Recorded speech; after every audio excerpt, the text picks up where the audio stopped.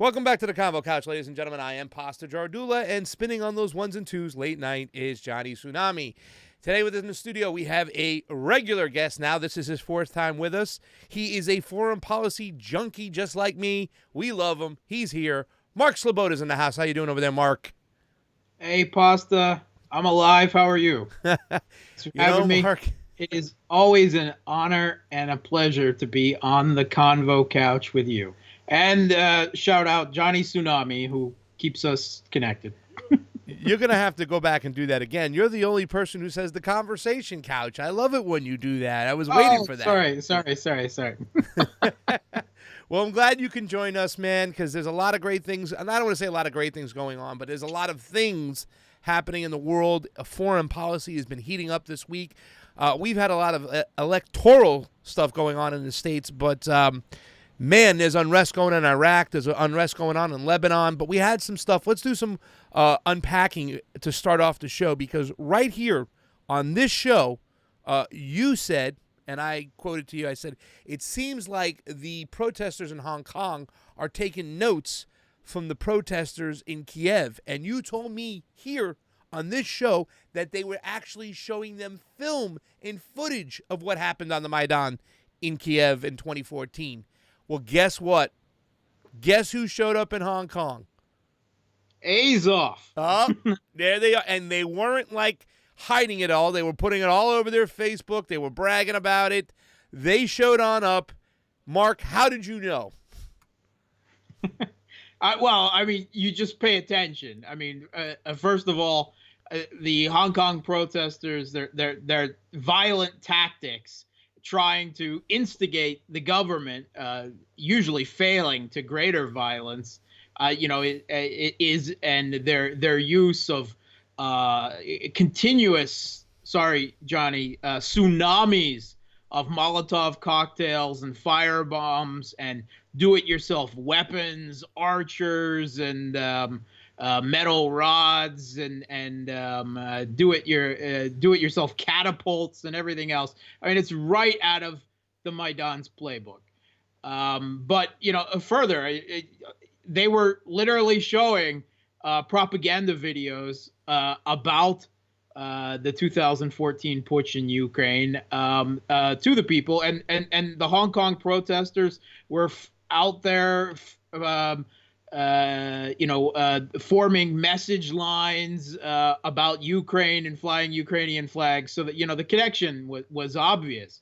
But now it went one step further when literal neo-Nazis, and that is what Azov are. Look them up, right? Yep. And even Western journalists, when pressed, will admit, they're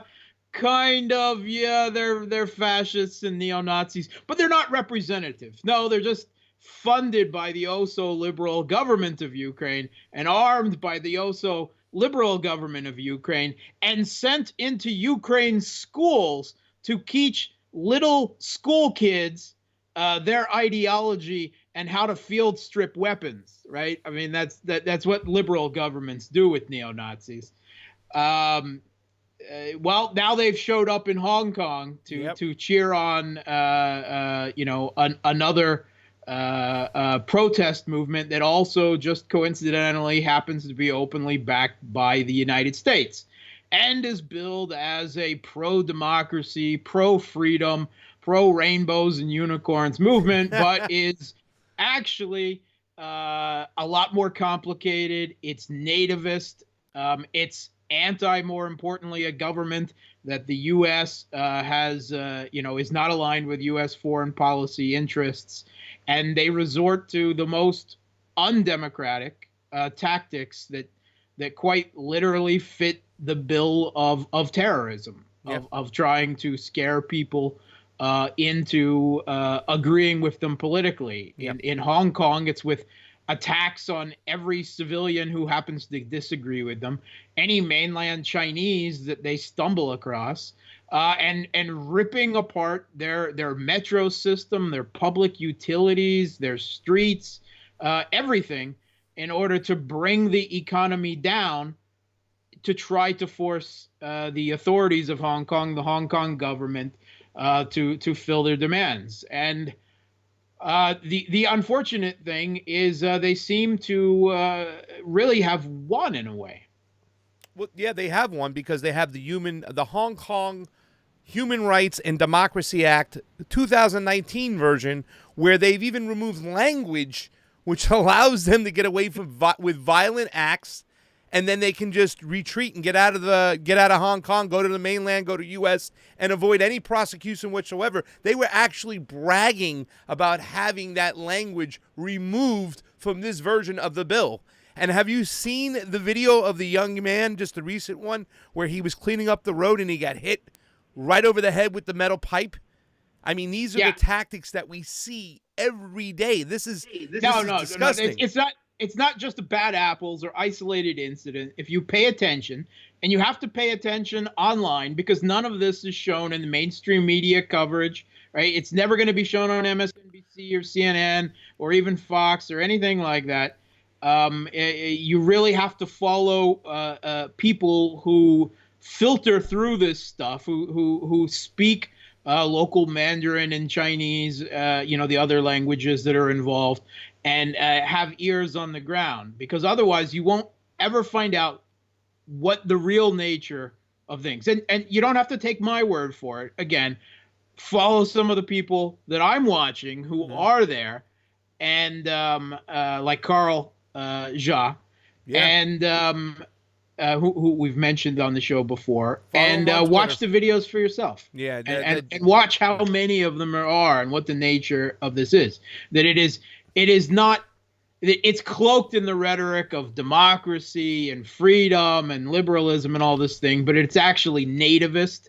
It's extremely anti-mainland Chinese, and these people are openly, begging for invasion by Trump of U.S. forces, for the reinstitution of British colonial rule over Hong Kong, flying Hong Kong colonial flags. And what they're protesting about is an extradition bill, when that murderers have literally gotten off because no extradition exists between China, Hong Kong, and Taiwan. And China and Hong Kong, at least, are supposedly part of the same country. Hong Kong has an extradition bill with the United States, but not with their own country, China. Well, and when that's doubled down, when U.S. NGOs, U.S. NGOs, mainstream Washington NGOs, the Cato Institute, partners with a British and a European partners, and they put out a yearly human freedom index. And Hong Kong already is it with some either number one or another year it's 2 or 3, but that is like 15 places above the United States. Yeah, right? No. They have very substantial freedoms in Hong Kong. Yeah. They have elections. They're not direct elections, but the U.S. doesn't have direct elections either. Half the parliament is directly elected. The other half is done through unions and so forth. But they have they do have a representative, a substantially democratic political system in Hong Kong, and they have a very moderate local government with far too much autonomy, if you ask me, that has responded to these protests with so much patience, far too much patience, in my mind, and leniency, that I do not believe that the protesters have legitimate demands, beyond the rhetoric. And the fact that they're posing alongside, their leaders are posing alongside Pompeo and Nancy Pelosi, and the others, which the U.S. would surely call meddling if it was done to them. Marco Rubio, the aficionado of Bolivia, of the regime change playbook, himself. Now he shows up with this character, Jeremy Wong, I believe his name is, and they call themselves the Hong Kong, the HKDC, the Hong Kong Democracy Council, and it's loaded on their advisory board with all members from the NED. It's right there in the open, yet you have people like Nancy Pelosi going on there, mentioning Tibet, talking about mainland China doing something, which I think let's take our hats off to Xi Jinping on holding his patience and not going in there. Because if I was Xi Jinping, I would have been over there already. The way these protesters, with the air quotes, are acting, this is anything but a geopolitical adversary fencing off against Beijing, and it ain't gonna fool anybody. And the thing that really drives me crazy is that our Congress is just. I mean, we had one guy. I'm gonna bring up a real tweet real quick. His name was Thomas Massey. We found one guy who said, "I voted no tonight on the UIGHR, which is UIGHUR Act, sanctions against China, for the same reason I voted no in the Hong Kong bill 2 weeks ago. When our government meddles in internal affairs of foreign countries, it invites those governments to meddle in our affairs." I mean, now that might not be the best analogy of what's really going on in China, but at least it's saying, hey, let's stop messing around in these other countries' business. I got to disagree with you there completely, Pasta. Well, tell me. And Marco Rubio laid it out perfectly for us because Rubio said that the U.S. relations with Hong Kong is U.S. internal affairs. And China, even though Hong Kong, I'm pretty sure it's part of China, China trying to stop the U.S. Or even complaining about the U.S. supporting these riots. They're not protests, they're riots in Hong Kong, is meddling in U.S. internal affairs. Because hashtag we are the world, right? Got it. I mean, and so China, which has not sent its police or its military into autonomous Hong Kong, is meddling in U.S. internal affairs when the U.S. is openly backing riots in a Hong Kong city. Yeah. Well, I didn't look at it that way. Beijing needs to stop messing in with our affairs. So I got it straight now and stuff. Let's get on to the next subject. Beijing needs to stop meddling in Chinese affairs. I guess is that the better way to put it? Well, yeah. I thought we are the world, so Hong Kong is us. Stop messing with us. Let's talk about. I'm sorry. Go ahead.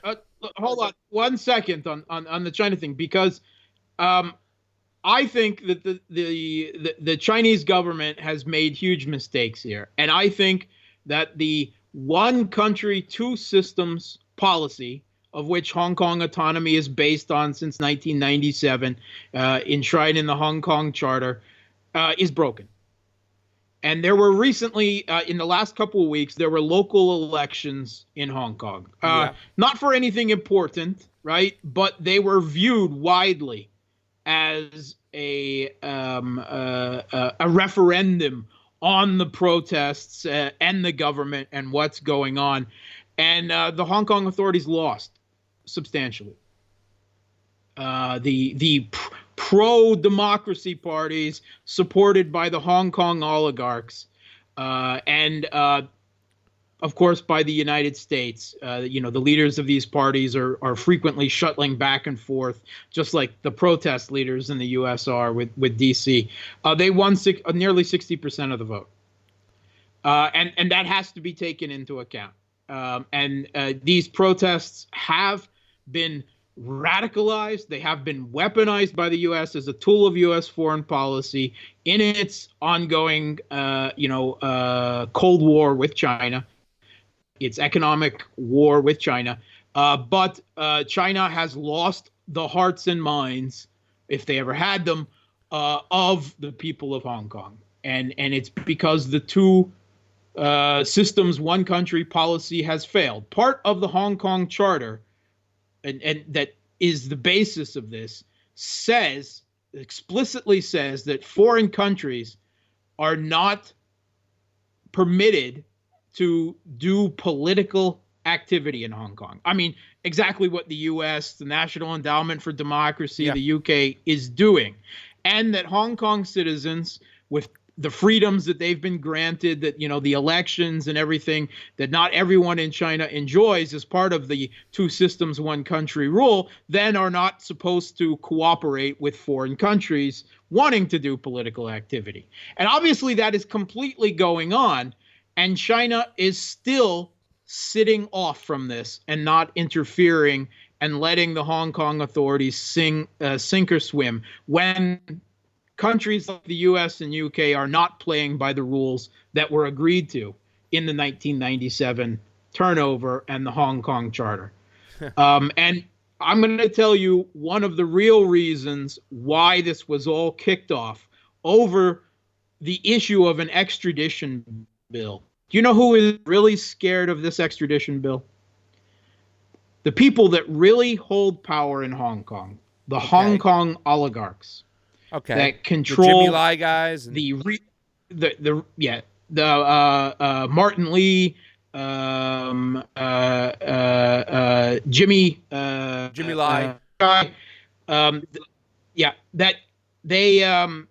they control the real estate. They control parts of the privatized transportation and electrical system. They're the real money and power in Hong Kong, and they are afraid of being extradited to mainland China, where they don't have power over the courts and the legal system like they do in China. And they have long been the ones sponsoring protest movements. They sponsored the first umbrella revolution in Hong Kong years ago. They're completely behind this now. The US, the NED are behind it too, but also a huge substantial part of the money and the organization comes from these Hong Kong, and they're afraid of being held account to a legal and a judicial system that they don't have complete control over. They're really scared of the extradition bill, and that's why they used this issue to drive their, unfortunately, radicalized, weaponized youth with their control of the newspapers and the media system in Hong Kong. They're really driving this, and I'm afraid that a substantial portion of it all is their personal corrupt interests in this. Okay, let's break this down for a second.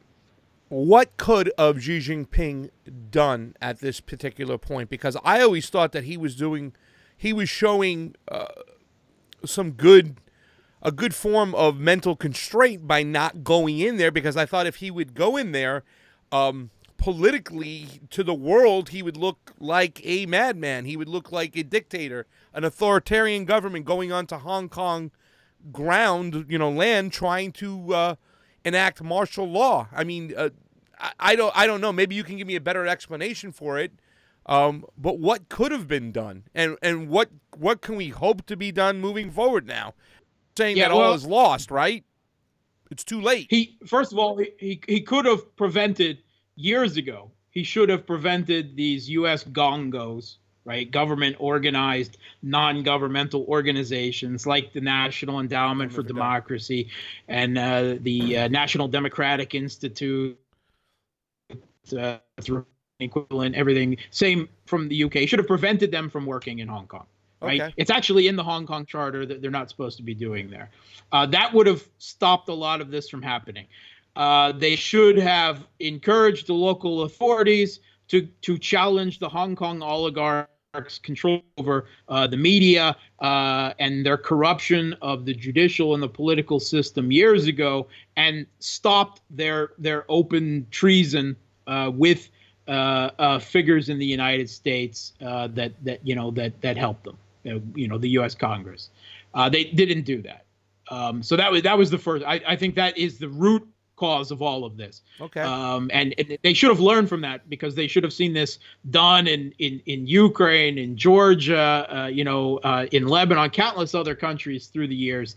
And they had too much faith in the Hong Kong authorities' ability to control things while all of this open infection was allowed to carry on and continue. Second of all, I do think at the point where these protesters, they've killed one,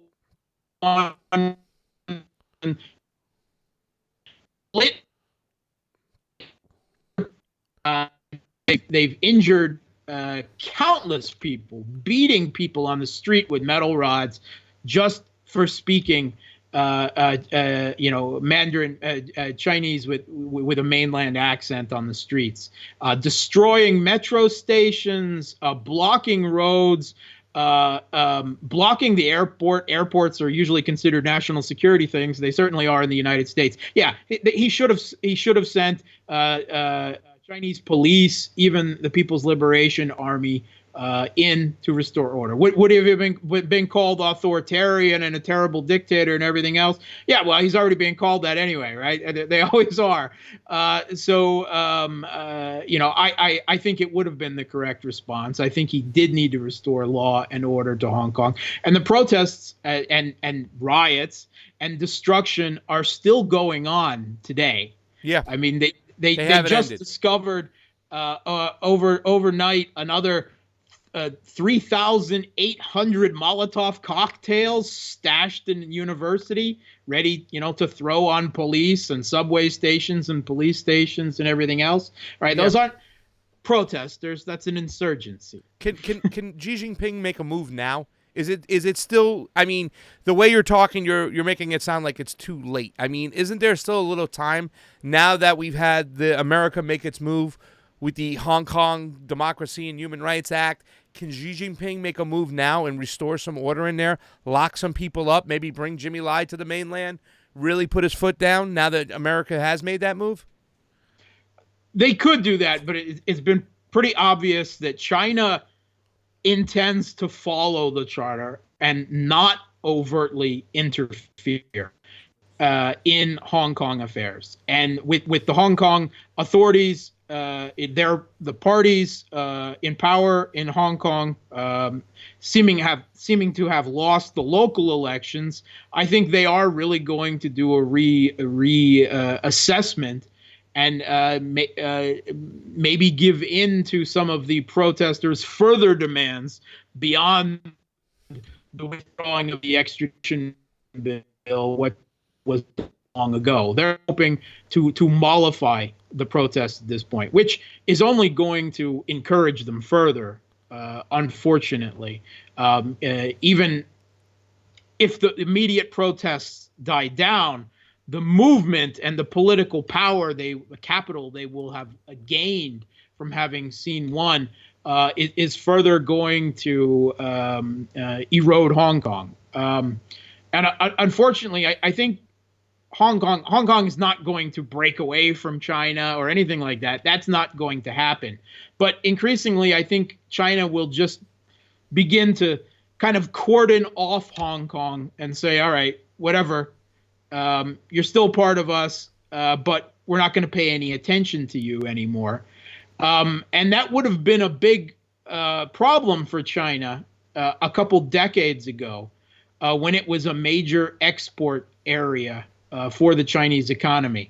But what was 23% of Chinese exports is now down to about 2.3% of the Chinese economy going through Hong Kong. And if they can redirect China's energy and business, further to other ports, I think that's what they will be doing. And it's only Hong Kong economy that is going to suffer from this, and no small part of it will have been inflicted, purposefully, with stated intent by this insurgency in order to try to bring down the Hong Kong local government. What does the United States gain from their move? What does Nancy Pelosi and Chuck Schumer and all these people who are so, still talking about Tibet and saying the authoritarian government, when we've seen, like we've just talked about, no move by Xi Jinping to even go in there to let Hong Kong be Hong Kong and wither at the vine? What does America gain by this? Destabilization. The whole goal here, I mean, obviously, the U.S. isn't going to march in and liberate Hong Kong, right? They're not going to, fly in and occupy Xinjiang, right? It's not going to happen. The whole purpose of this is to destabilize China. You find, it's right out of the unconventional warfare manual of the U.S. military. You find the ethno-political and religious divisions and fractures in a country, and you exploit them as weapons of U.S. foreign policy in order to destabilize and weaken your opponent. And they're doing that with the Uyghurs in Western China. Yep. They're doing it with Hong Kong. They'll do it every since way they can. And, eventually, these kids could be tossed to the wolves, right? But that won't bother them, because the greater goal is to destabilize China. That's it. Yeah. Yes, that is poking the dragon. That is continually poking the dragon. It is increasing tensions. It is increasing the Cold War. It is increasing the possibility of a hot war against China in the South China Sea, Taiwan Straits. This is making me nervous they're okay here. With that. This is making me nervous. Even Nancy Pelosi mentioned the Uyghurs, which we learned on this show that there's Wahhabist caliphates in Xinjiang, in West China, which eventually comes back to who? Us, the United States of America, who's been propping up this monarchy government in Saudi Arabia, which spreads their Wahhabism around the world. And it's disgusting that none of our leaders even have a clue what's going on. You see Chuck Schumer, he's still red baiting on the Senate floor, and Nancy Pelosi with this rhetoric towards China. It's like this is another nuclear power here, ladies and gentlemen. And it's kind of funny. I don't know if you follow my Twitter. If you don't, I made a little video.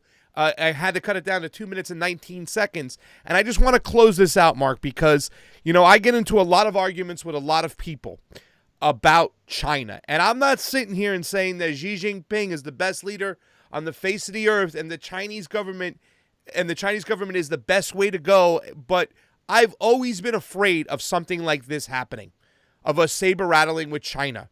And I've always said we have to stop talking about how evil they are, how authoritarian they are, because they use the same language in Congress to manufacture consent to do what they need to do.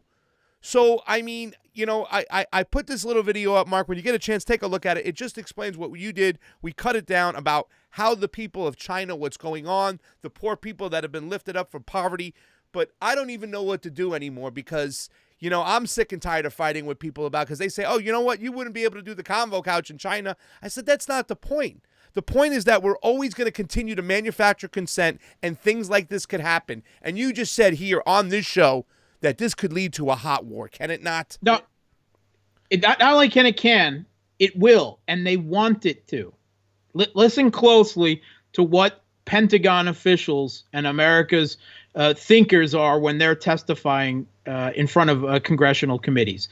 They believe that a naval conflict with China, not off the coast of the United States or Hawaii, but in the South China Sea or the Taiwan Straits, in the near to medium future is inevitable. Jesus. Because they need to contain China. Right? That's part of this whole containment China sphere. They believe it is inevitable, and they would rather fight the near future than the medium future.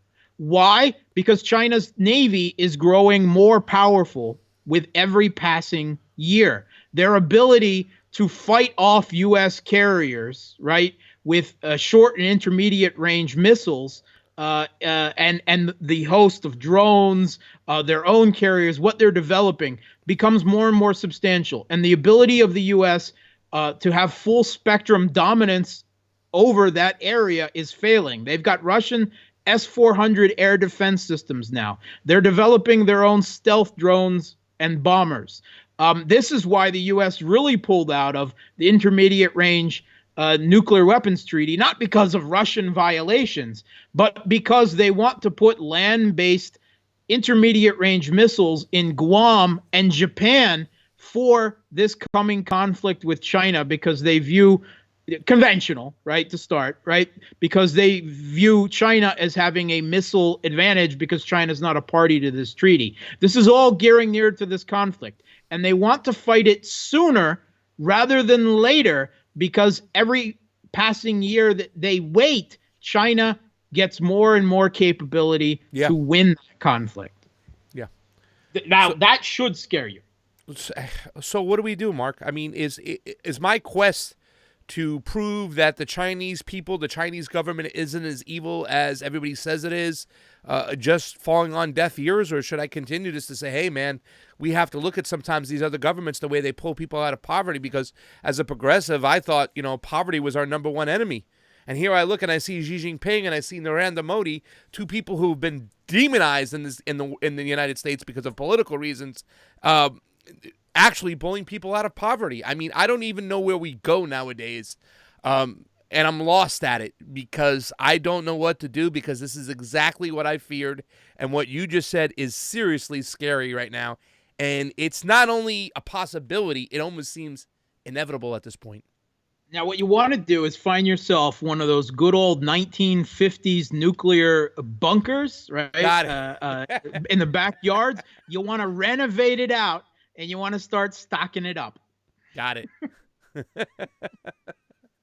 God. Oh, well. Hey, that was a great segment. Let's get on to the next thing. I can talk about this all day. To be continued, Mark. We'll continue to follow this, and as you're continuing to come on the show, we'll continue to peek our eyes and ears, and, hey, maybe something positive could happen.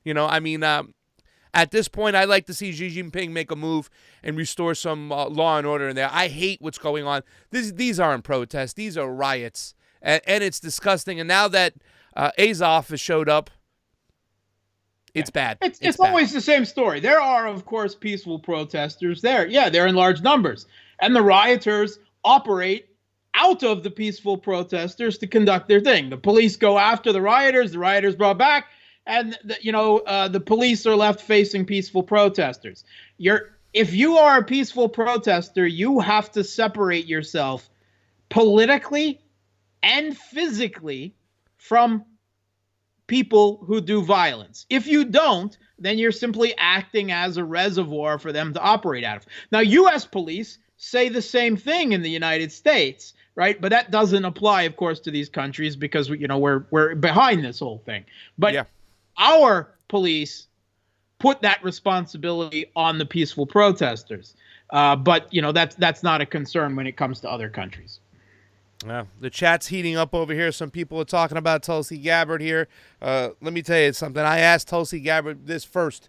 She didn't even know what was going on in China when I told her about the nefarious acts of the NED. She just got back from her 2 weeks of deployment, and she says, let me look into that, and I'll see. And she's actually seen some of the information that we kind of presented when we asked her about the NED, and it's if you're paying attention, it's easy to see this stuff. It's not hiding. I mean, the Gray Zone did a great article. I think was it Ajit Singh? A great article on this, and it just lays it out, the whole advisory board. It's disgusting. We need to stop interfering. I don't know. Maybe we'll see the people of Hong Kong, the non-violent people, maybe they'll protest against the people who are being violent. I've seen a little bit of action like that happen. So maybe we have an uprising of the peaceful people, hold law and order there. I don't know. I'm just hoping for anything at this point. It would be nice. Let's talk about Lebanon and let's talk about Iraq, because I don't know, and you guys were laughing at me because I was saying they are dancing in Iraq, and not that I want to see violence, not that I want to see situations like this, but I get excited if I see a real revolution, because we talk about these fugazi revolutions. We're talking about one in Hong Kong. Yes, there are some people protesting with legitimate reasons, but then the NED comes in and it's hijacked by American influence. What's going on in Iraq, and what the hell is going on in Lebanon? How did it happen? How did we get here? And where do we go moving forward? Let's do it. Okay, to summarize real quick before we get any started is basically, I mean, I wouldn't be so happy from sitting from the United States and seeing people dance in the streets over this because to a large extent, big picture wise, the situation, the local context is different, but the exact same thing is happening. Local protests with legitimate local demands where the U.S. is stepping in and trying to move these protests and exploit them in a direction that will benefit U.S. foreign policy interests. And they seem to have won, at least, in a small measure in both countries now. That has happened. So the U.S. has got their grubby paws in there. Yeah, they've gotten their gubby paws in there, and they have won at least a partial victory so far in both countries, Okay. because they were targeting local. They were targeting prime ministers in both countries, and prime ministers in both countries have since resigned and stepped down, leaving caretaker governments. And they wanted to see both of these prime ministers gone. They did. The United They States did. wanted Iran. Yes. Who was the prime minister in Iran? Iraq, you're talking. Iraq, excuse me. Not Well, I'm Iran. sorry. Yeah. He was Iranian friendly. He was a Shia, right? He was, he was a Shia. But the prime minister of Iraq, right? He was prime minister for only a couple years, not even quite 2 years. Adel Abel Mahdi. Yes. And he was viewed as a moderate. Okay, he was Shia, but he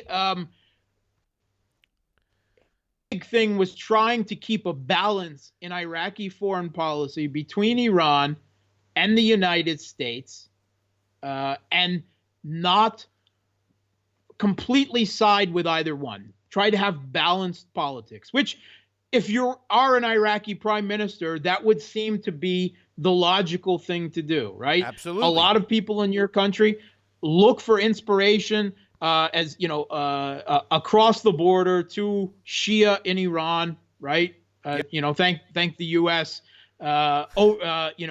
Invasion, occupation, and overthrowing Saddam's government to give them a democratic country where a Shia majority would want closer relations with Shia Iran. But you have natural ties in Iraq, the Shia people there with the Shia in Iran.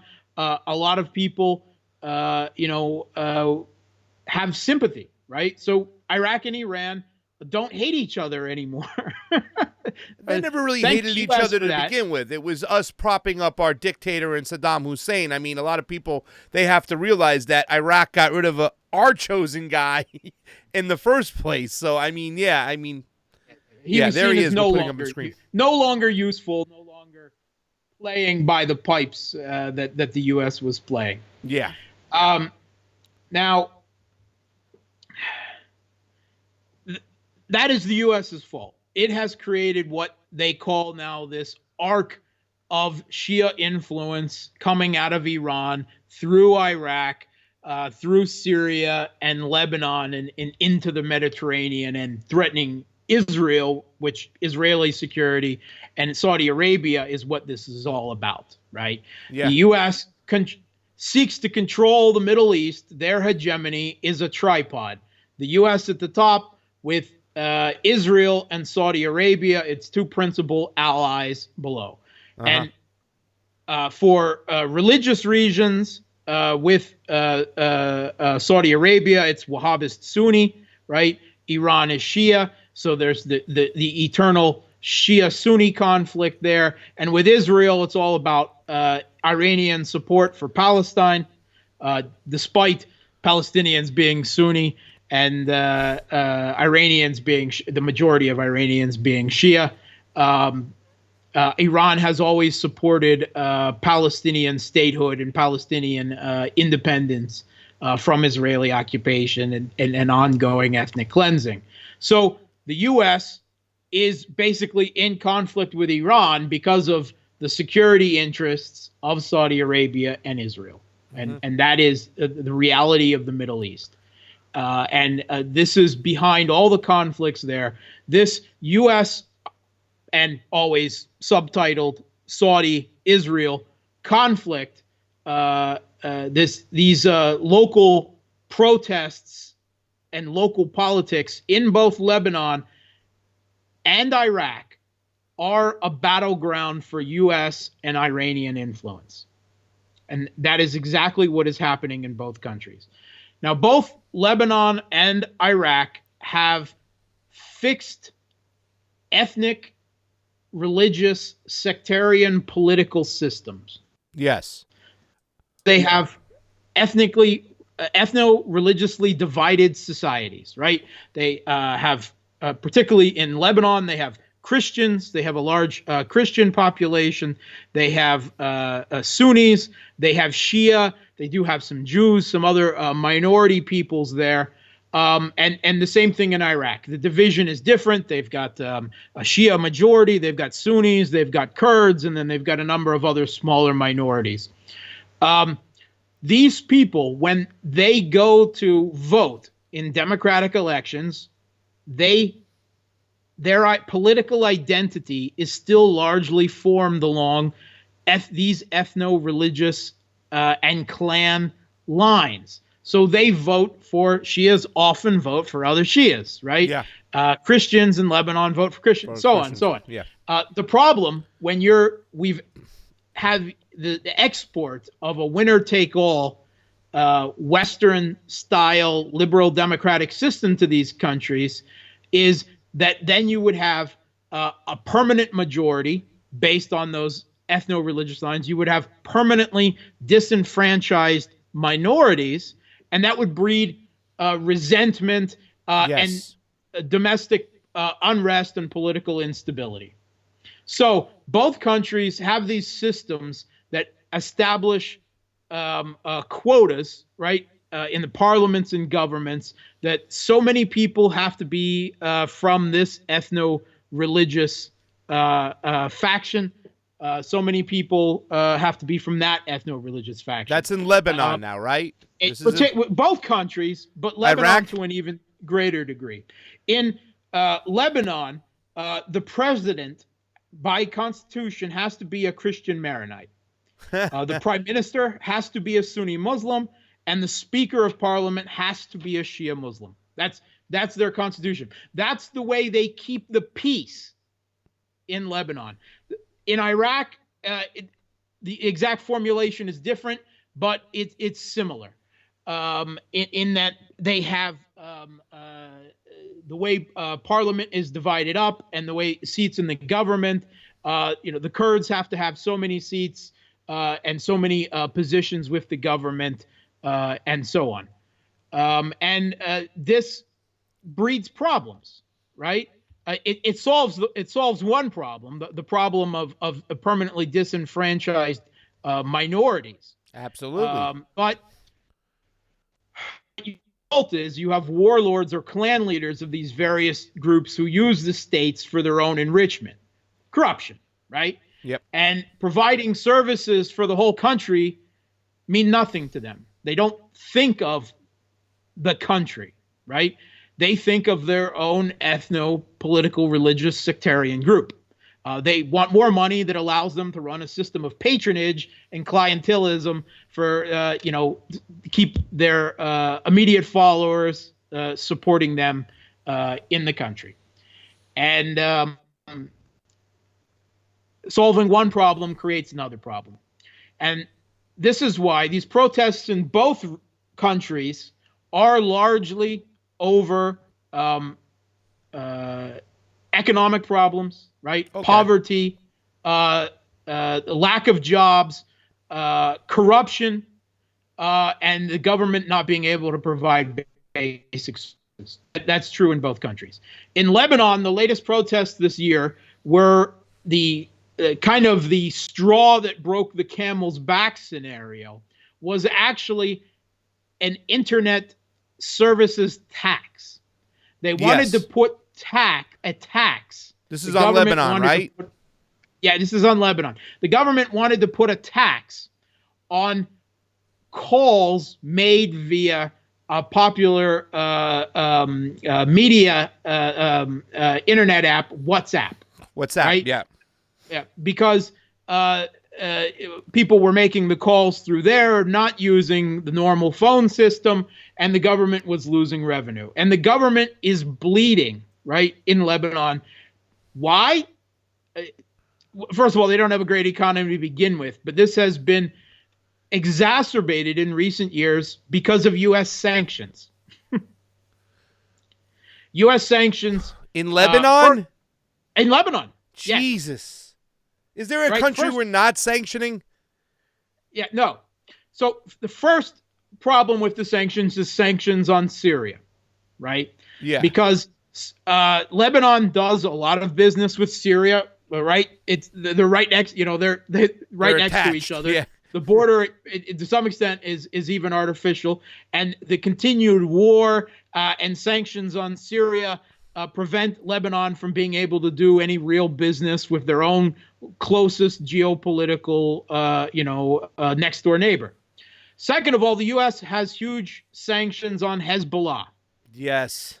Hezbollah, of course, is a major political party and social movement in Lebanon, right? They support Palestinian resistance.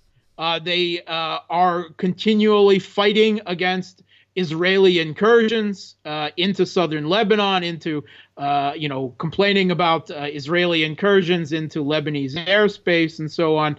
And they receive support from Iran and previously Syria. So which makes them, the U.S. calls, this is why the U.S. calls Iran the biggest supporter of terrorism in the world, right? Because they support Hezbollah. Yeah. And Hezbollah, unfortunately, is a major elected democratic party, as well as a social movement and militant groups in Lebanon. Why? Because Hezbollah also does a huge amount for the poor people, particularly the Shia in southern Lebanon. Yeah. And resisting Israel and supporting Palestine is also extremely popular in the world. Is Hezbollah guilty of terrorism? Right?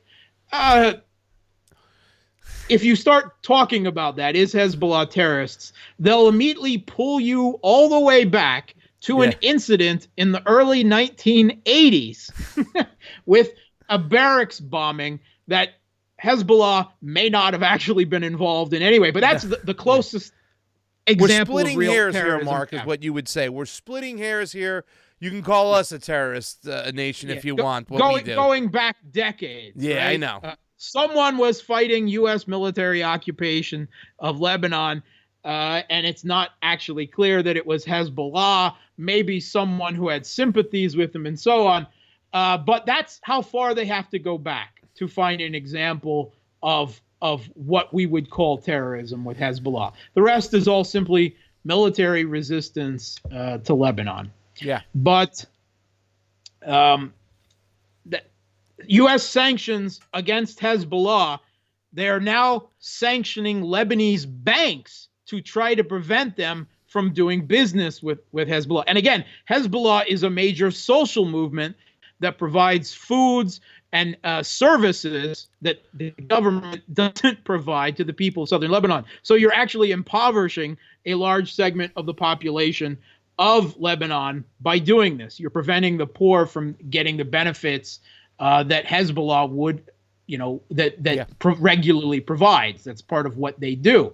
So the banks have to stop working. The bank has caused a banking crisis in Lebanon, which caused a financial crisis, which caused the Lebanese economy to tank even further than they already were, unemployment to increase, protests in the street. The Lebanese government tries to find revenue by taxing WhatsApp. Straw that broke the camel's back, and the protesters take to the streets with renewed vengeance. And the prime minister, who is a moderate and a Sunni Muslim, the prime minister of Lebanon was Saad Hariri. He also happens to be a Saudi citizen and a citizen of one or two other countries as well. He's a little, not quite a billionaire, kind of what do you call 100 millionaire? Yeah.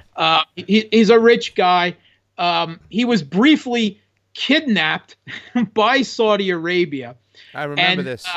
Held in Saudi Arabia, and Saudi Arabia actually announced that he would be resigning.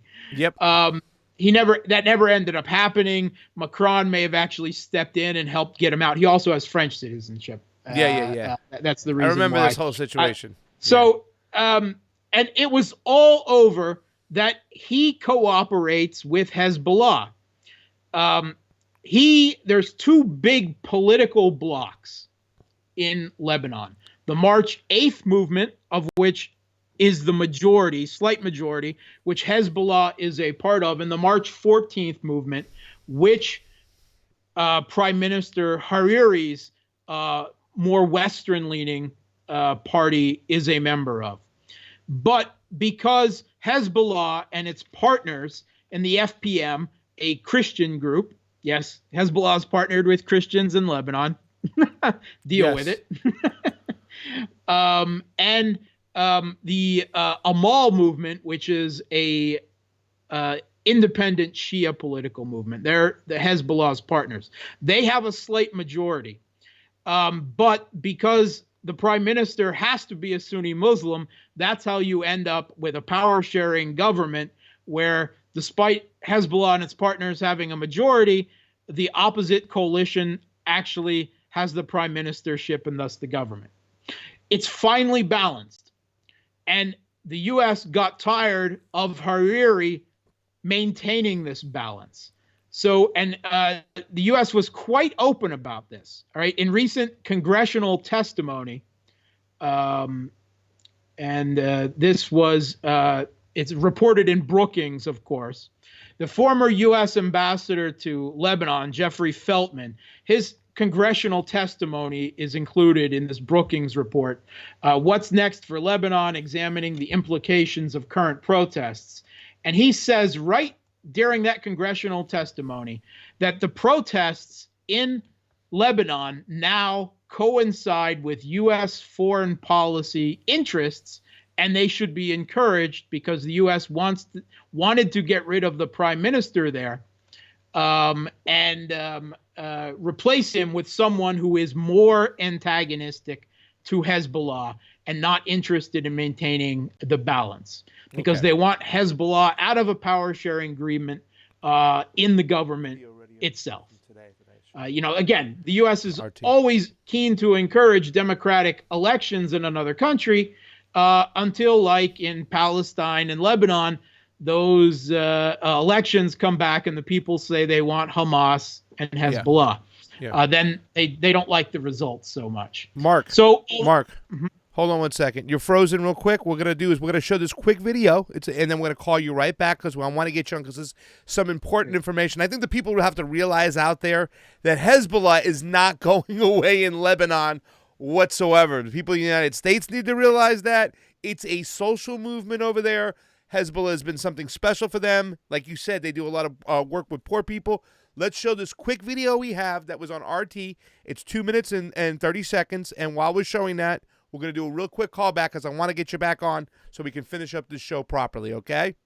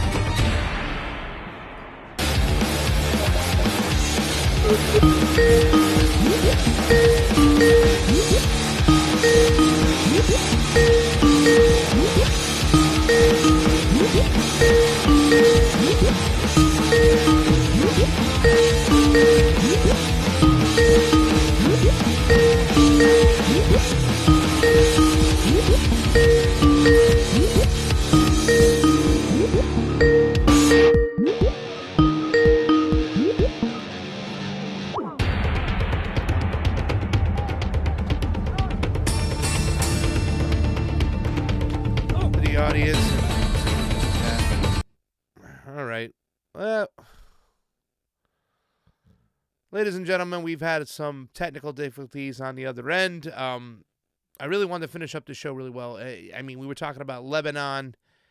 We were talking about Iraq, what's going on over there, ladies and gentlemen, and there's a lot of stuff to unpack.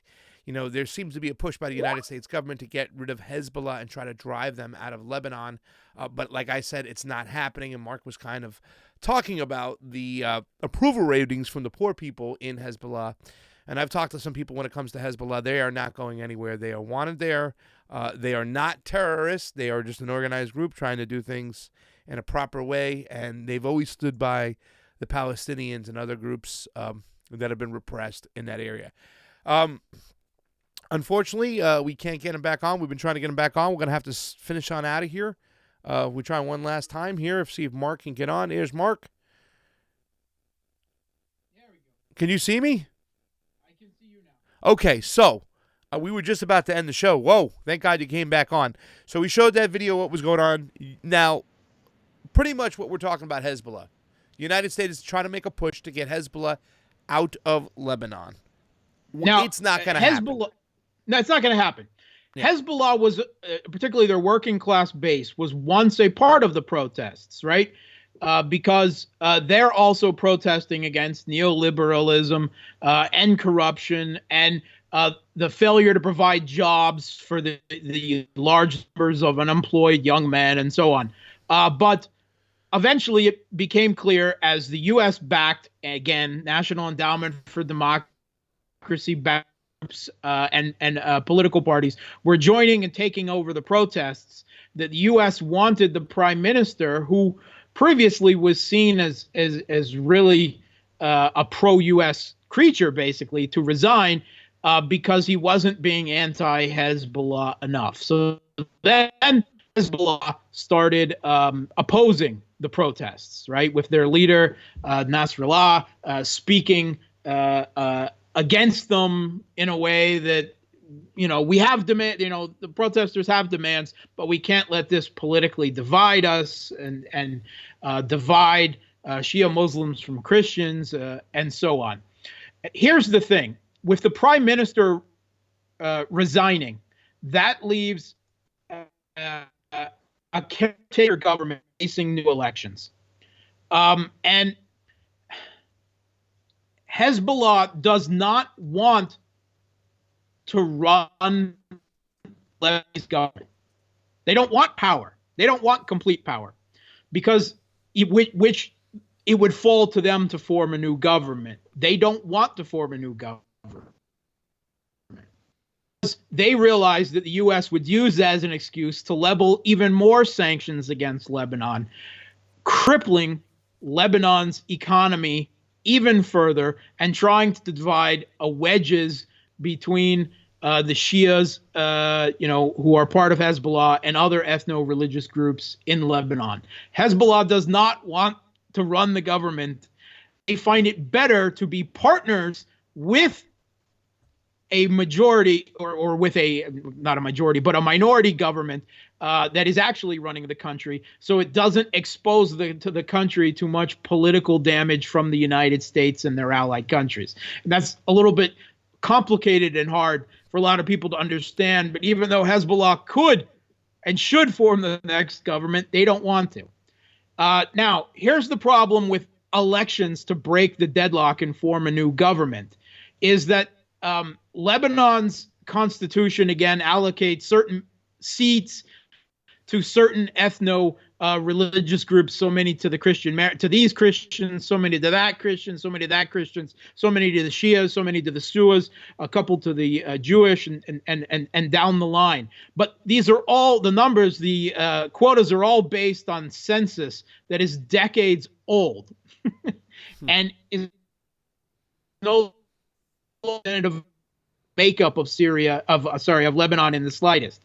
So if you were to have a new census and a new quotas thus derived, the Christians would be vastly have their political power reduced, because their proportion of the Lebanese population has gone down substantially since then. You would see the Shia make gains, you'd see the Sunni make some gains, you'd see the Christians go down. That would break the existing political balance.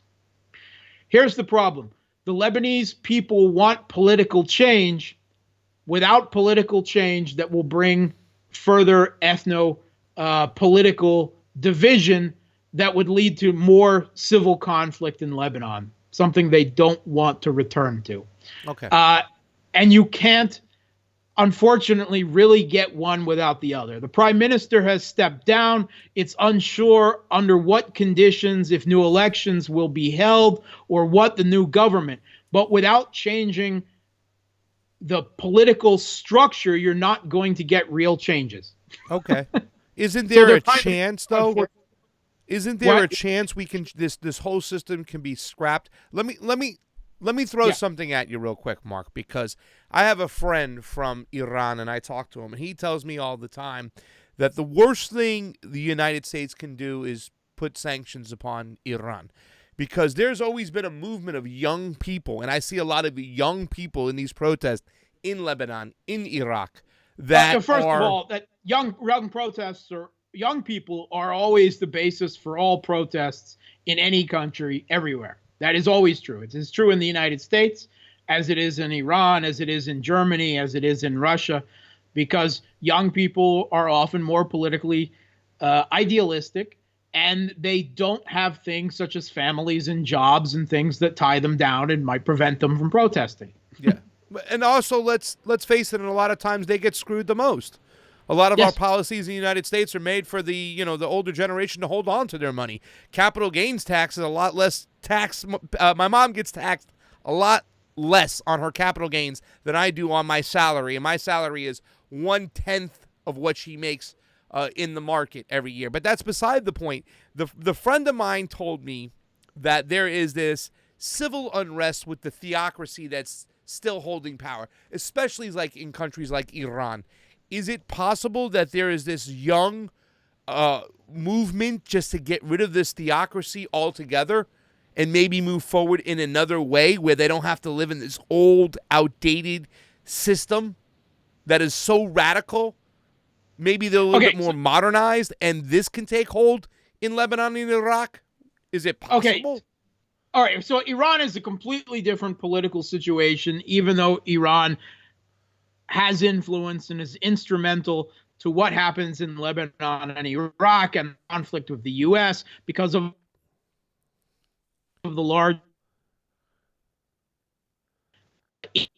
in Hezbollah is supported by Iran and so on. But the problem is this extremist Shia government in Iran that you're talking about is in many ways probably more leftish than what a young alternative inevitably supported by the United States might turn out to be. And Iran is also a firm part of, the resistance to Israeli, Saudi, and U.S. hegemony in the Middle East and around the world. So it's not quite as clear cut on left-right lines as you might like to think. And a revolution by the young against other interests in any of these countries, a lot of people like the idea, the sound of it, but revolutions don't always result in good things. Yeah. And the only way to have a real revolution in Lebanon and Iraq is if you removed the complete political structures. Both prime ministers in both countries have stepped down, right? Yep. Change satisfied according to, the idea of the way parliamentary democracy works. Except that's not really going to change things because of the political structure. If you wiped out the political structure and had elections, just free elections, without any in place, you would then have permanently disenfranchised minorities because people would still vote on ethno-political divides, and the Christians would be a minority in Lebanon, and you have the Sunni Shia population left competing. In Iraq, it would be the Shia automatically winning elections and automatically winning control of the government every time. That would lead to political unrest of a different sort, not based on bad economic conditions and corruption, but based on ethno-political divide, which is potentially far more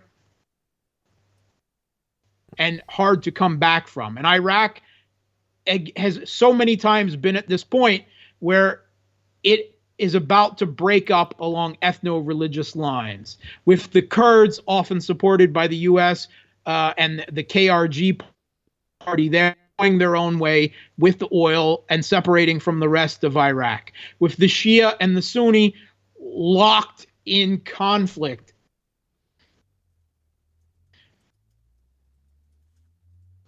Are largely intermixed along a certain area, a southern area. You would have the same thing in Lebanon in a return to civil conflict. Sometimes a bad status quo is better than a potentially far more explosive revolutionary change. And I got questions. I want to be afraid of getting what you. You're breaking up. You there? Can I hear you? Yeah, I missed the last sentence. You're breaking up. I mean, yeah. Yeah. I mean, I don't know, Mark. I'm just, when I see these protests and I see what's going on, I see these people, looking a lot more like us. You know what I'm saying? Wearing a lot of the same clothes, having the same kind of mentality. I don't know, like kind of just like, I would think the information age would give us a chance and an opportunity to change, and that we would be able to break away from this theocratical hold, and I would hope for the same for the people of Iraq, for the people of Lebanon. I follow Sarah Abdullah on Twitter, and I see her talk about, hey, hands off USA. This is all about us.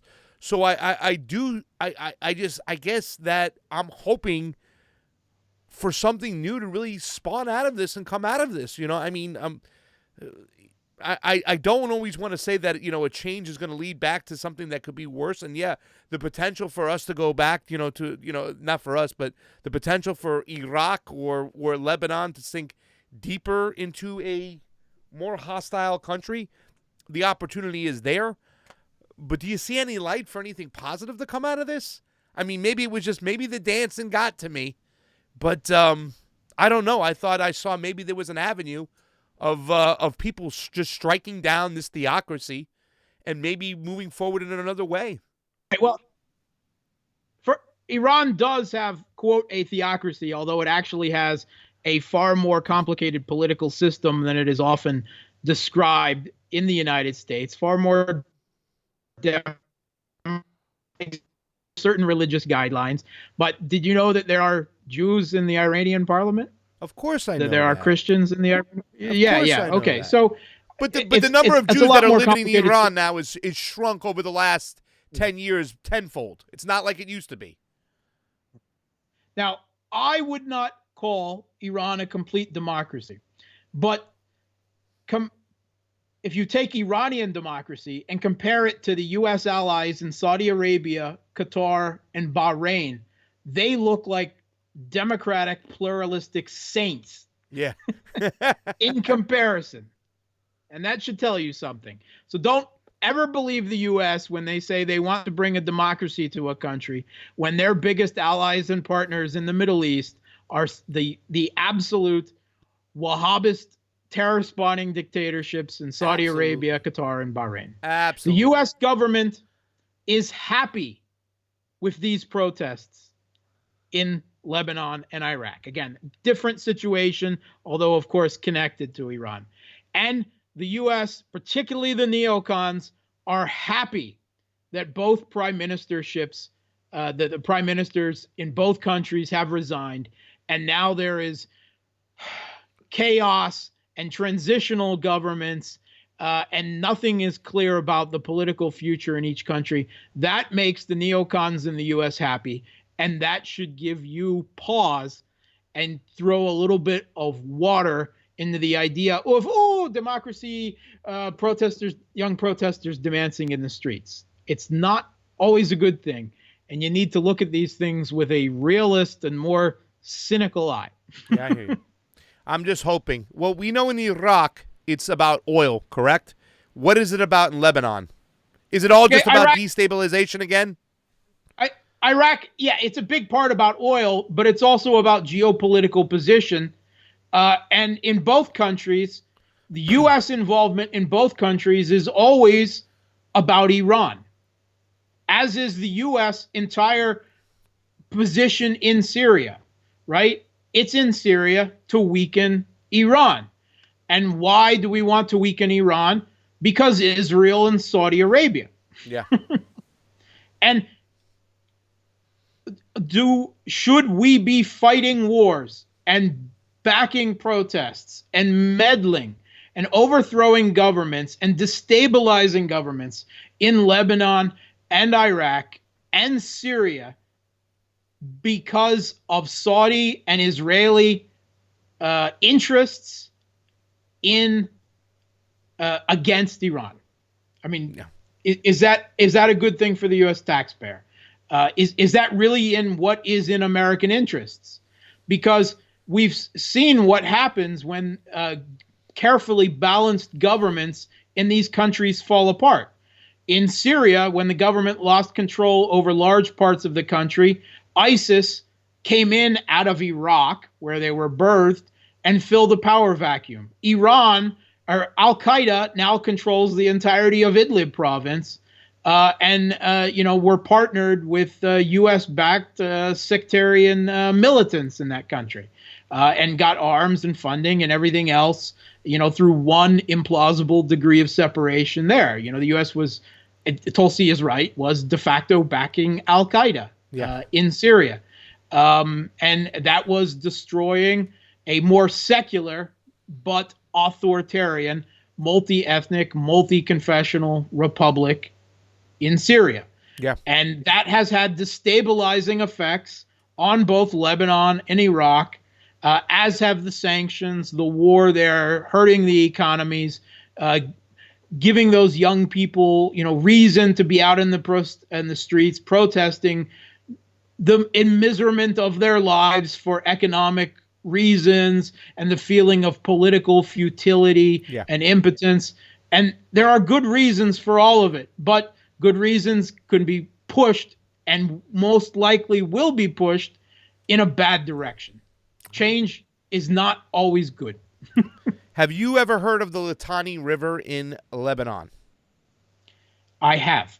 Okay. Is there interest for Israel to exacerbate, to inflame the situation, to maybe one time go up and get a hold of that river over there? Because at one point, I think the Zionists had planned to have the Litani River up to the Litani River as part of northern Israel. Do you still see a play for them to go after that? Water is always a big interest for Israel, not just in the land it's gobbling up in Palestine, control of the water resources there, but in Lebanon and even in Syria as well, right? It is not the number one factor, but it's always a factor. And there is always the potential. And we know that the Zionists in charge in Israel, and even if Netanyahu is replaced, his replacement might be even more militant. I know, right? I knew you were going to say that. I knew you were going to say that. Unfortunately, it's true. He's a former military commander, and he's promised to be harder on Gaza than Netanyahu was. Right? That's Israeli politics.